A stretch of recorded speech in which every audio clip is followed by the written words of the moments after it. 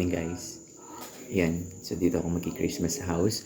So, sagutin natin ng questions related dun sa mga nagtanong. Especially mga former students ko, mga former co-teachers. Alam niyo yung struggle sa life ko.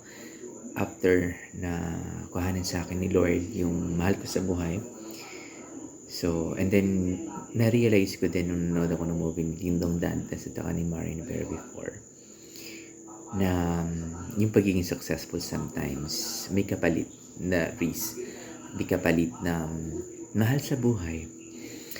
Kasi ngayon ko masasabi yung wise and then yung tanong sa buhay ko nung nawala yung parents ko. And may dahilan pala yun.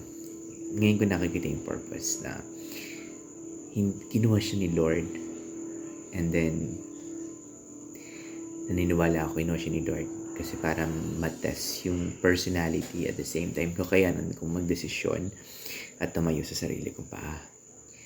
So very thankful ako na pinarana siya sa akin ni Lord kasi hindi ko maabot kung anong meron ako ngayon. In terms of career, alam niyo naman yung pinagdaanan ko.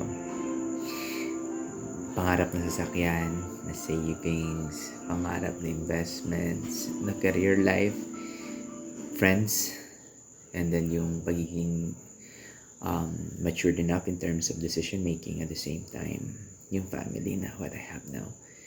Yung mga bagay na nabibili ko na hindi mo na kailangan hintayin the next cut-off, naranasan ko yun.